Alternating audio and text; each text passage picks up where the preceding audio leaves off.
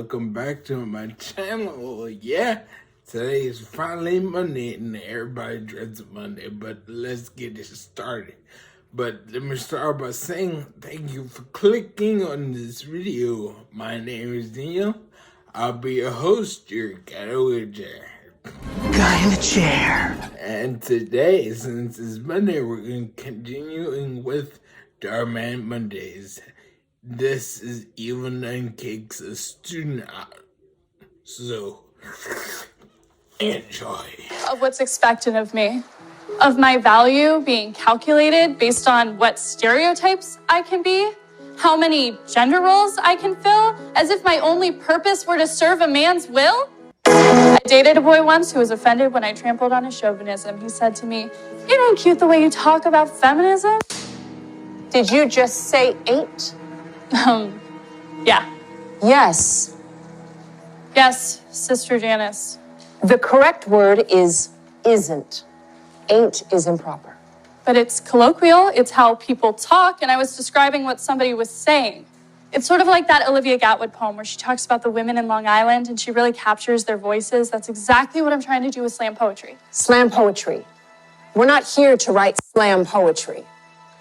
But I want to be a spoken word poet. That's not a real career. And besides, the creative writing assignment was to write a short story. This is a short story, it's just in a different form. And while we're on this topic, I don't understand why you'd use a word like feminism.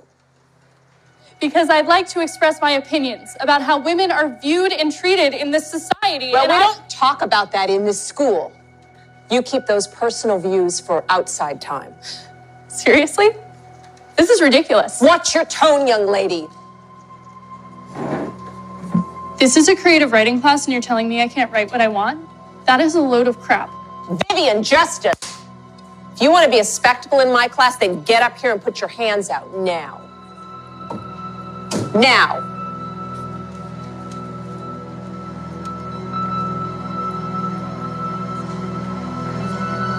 Arms out. You will remain like this till the end of class. Now, who wants to go next? Anyone?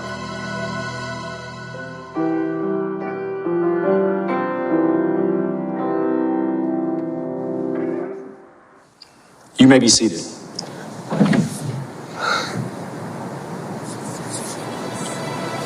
What are you wearing? What, you don't like it?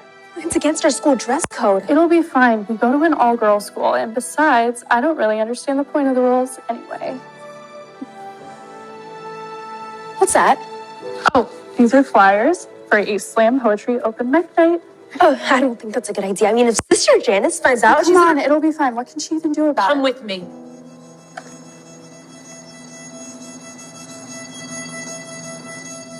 Mass is not the place for idle chit-chat with you and your friends. Now, what was so important that you had to discuss?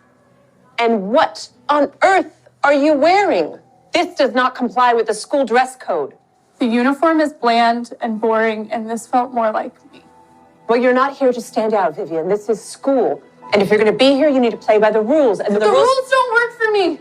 They don't let me express myself. And what's so wrong with how I look anyway? Why do you always have to be so uptight? Don't you talk back to me, Vivian. Slam poetry night. No uniforms allowed. That's it. I am taking you to the General Superior's office. Sister Janice here says that you're quite the little rebel and that it's been disruptive to your peers. I wouldn't say that. I would say that So you didn't read an inappropriate poem to your fellow students? Or talk in mass? Or wear a clear violation of the dress code? Now, we would love for you to continue at the school, but at the rate you're going, it's looking like possible expulsion. What? No. The only way to avoid that is to fall in line and no more disruptive behavior. Do you understand? I understand, Sister Prudence. Good.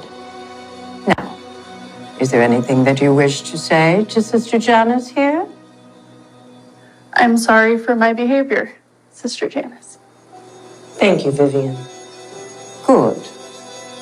Now, for your punishment, I want you to read and rewrite every single rule that you have broken and submit an essay as to why your behavior is unacceptable, not only in this school, but as a young woman in the society. Every single.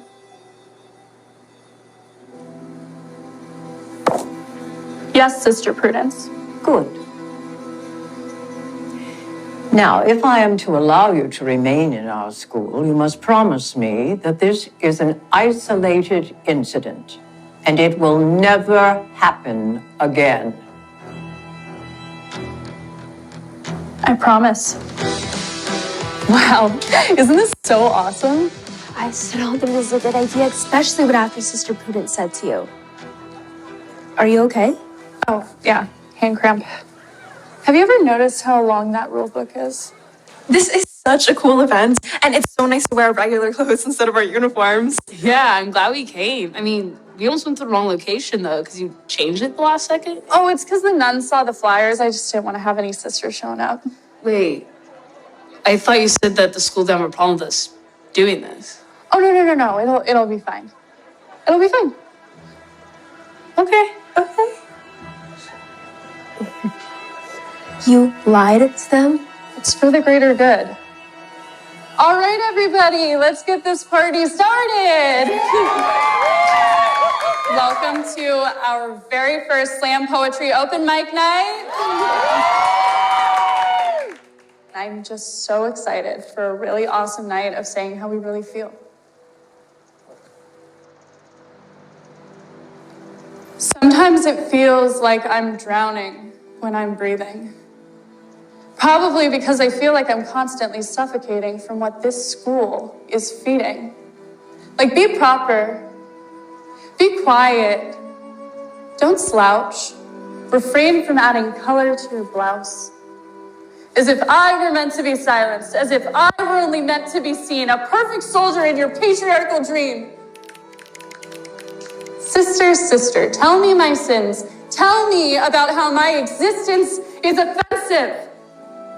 Tell me how to fit into your perfect square, but I'm sorry, sister, I can't meet you there. What on earth do you think you're doing? This event is over. No. All of you out. No, it's not. Not a peep out of you. Do you know how much trouble you're in, young lady? I knew I shouldn't have given you a second chance. Chance at what?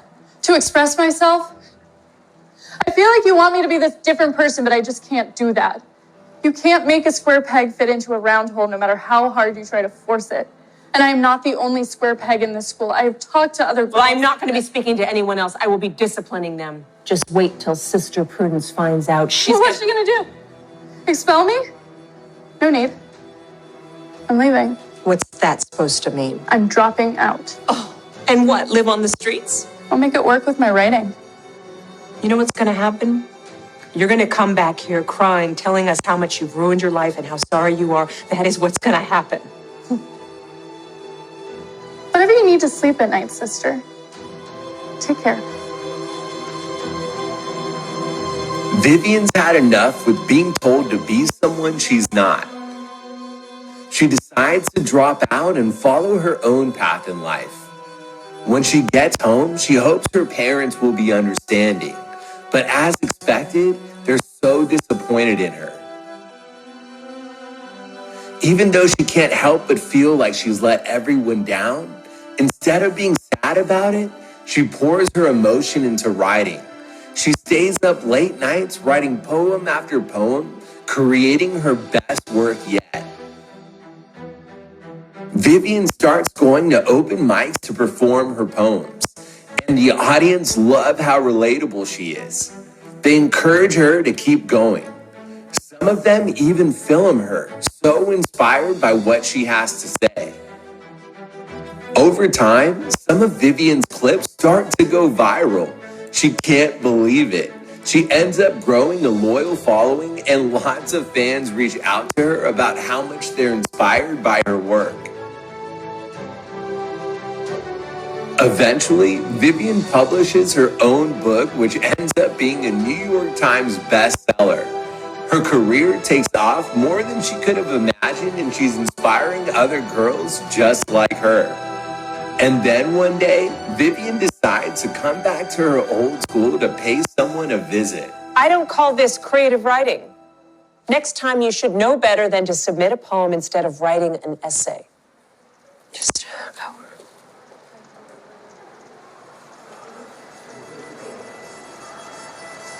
Vivian? I didn't think I was ever going to see you again. Is that so? Because I thought you said that I would be crawling back to you, telling you about how I messed up my life. Turns out I'm a New York Times best-selling author. I heard. Well, what do you have to say? Maybe that you were wrong? That you shouldn't have judged me, and that I never judged you. In fact, I was always scared of you. Scared of me? Why in the world? Because you challenged everything that I knew. You see, I grew up in a really strict, straight-laced household in which I was expected to conform to the standard my parents set out for me. If I did one thing they disapproved of, I was disciplined for it. Even in school, I wanted to be myself so bad. I loved makeup and being fashionable and doing things that girls weren't allowed to do. And let's just say, the general superior wasn't too happy about it. I was constantly disciplined anytime I tried to do anything different. And as time went on, I decided if I was going to last, I better fall in line and do what everyone else expects of me. So you see, I used to be just like you. The only difference is I gave in. And that's why when you were my student, you scared me. But now, seeing you here today, you were right. You can't make a square peg fit into a round hole no matter how much you force it. Oh my gosh, I'm so sorry you went through all that. I feel terrible. This whole time I thought you were like this evil nun who hated me. I never hated you. I admired you. I even bought one of your books. Oh my gosh, you did? Did you like it? I did, although I didn't love some parts. Like, ain't, it's not a word. It's colloquial. I know. I'll get used to it. Oh. Hey guys, I hope y'all liked it and enjoyed it. We all should take a page out of Vivian's book. Follow your dreams. You never know where it'll lead you. But if you liked it, don't forget, give it a big thumbs up. Comment down below, and finally subscribe for more and hit the notification bell to be notified every time I post a new video and share.